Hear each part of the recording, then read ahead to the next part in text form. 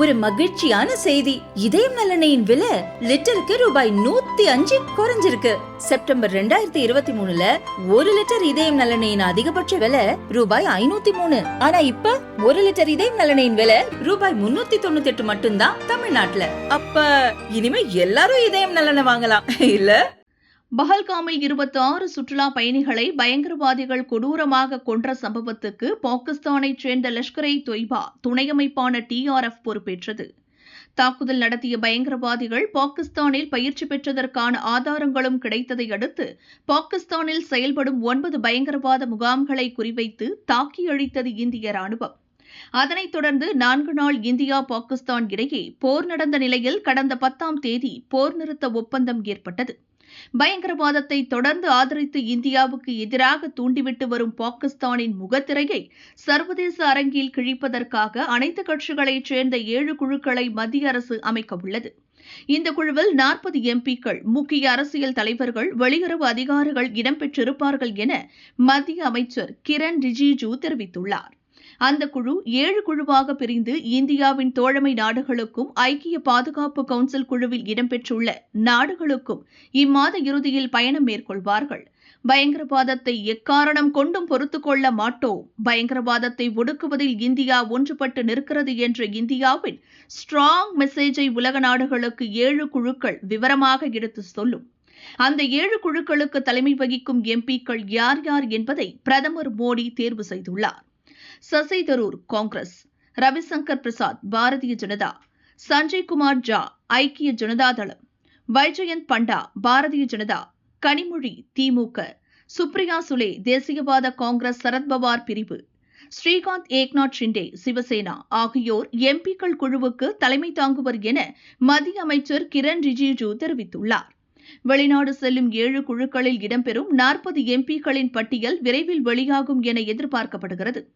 Operation Sindoor நடவடிக்கையையும் பாகிஸ்தானுக்கு எதிரான இந்திய முப்படைகளின் அதிரடி தாக்குதலையும் வெகுவாக பாராட்டியவர் திருவனந்தபுரம் காங்கிரஸ் MP சசி தரூர்.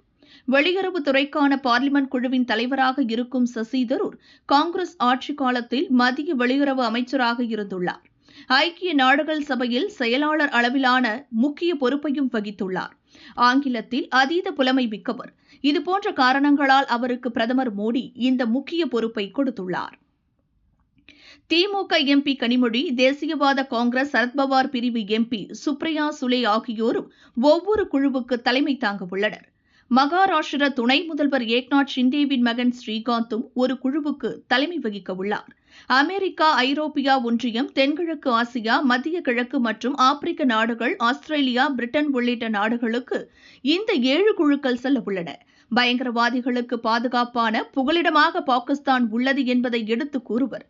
ஆபரேஷன் சிந்தூர் பயங்கரவாத முகாம்களை குறிவைத்துதான் நடத்தப்பட்டது. பாகிஸ்தான் சொல்வது போல மக்கள் வசிக்கும் இடங்களில் தாக்குதல் நடத்தவில்லை என்பதை உலக நாடுகளின் தலைவர்களுக்கு அனைத்து கட்சி குழுவினர் எடுத்துரைப்பர்.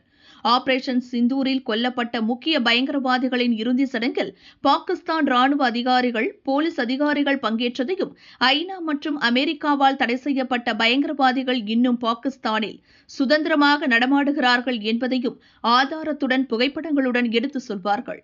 பாகிஸ்தான் ராணுவ தலைமை தளபதி ஆசிம் முனீரின் குழுவில் ஒசாமா பின் லேடனின் கூட்டாளியின் மகன் இடம்பெற்றுள்ளார். இதன் மூலம் பயங்கரவாதிகளுடனான பாகிஸ்தான் ராணுவத்தின் உறவை புரிந்து கொள்ளலாம் என்பதையும் இந்திய குழுக்கள் விளக்கி சொல்லும்.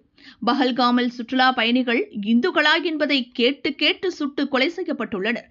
அந்த சம்பவத்தில் இறந்தவர்களின் சோக பின்னணி பற்றியும் உலக நாடுகளின் பிரதிநிதிகளிடம் இந்திய குழுக்கள் விளக்கி சொல்லும் என மத்திய அமைச்சர் கிரண் ரிஜிஜூ தெரிவித்தார்.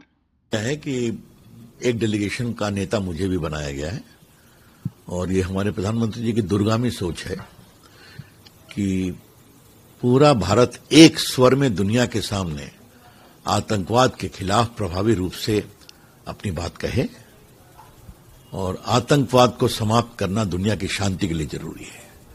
और भारत ने पाकिस्तान के मामले में कितनी प्रभावी निर्णायक कार्रवाई की कि लोग धर्म पूछकर गोली मारते थे, ये तो नहीं चलेगा ना। तो भारत की प्रभावी कार्रवाई ऐसी हुई कि पाकिस्तान आज बातचीत के लिए बार बार कह रहा है। तो बातचीत तो सिर्फ कहने से काम नहीं होगा ना, आपको आतंकवाद के खिलाफ प्रभावी कदम उठाने पड़ेंगे। मुझे बताया गया आज कि मुझे Saudi Arabia, Kuwait, Bahrain, Algeria जाना है और बाकी शिष्टमंडल बाकी जगह जाएगा। लेकिन आप देखेंगे कि शिष्टमंडल के नेताओं में विपक्षी पार्टी के नेताओं को भी नेता बनाया गया है। तो ये हमारे प्रधानमंत्री की दूरगामी सोच है। मैं उम्मीद करता हूं कि भारत का एक सामूहिक सोच दुनिया को हम प्रभावी रूप से बताएंगे कि आतंकवाद के खिलाफ पूरी दुनिया को खड़ा होने की जरूरत है।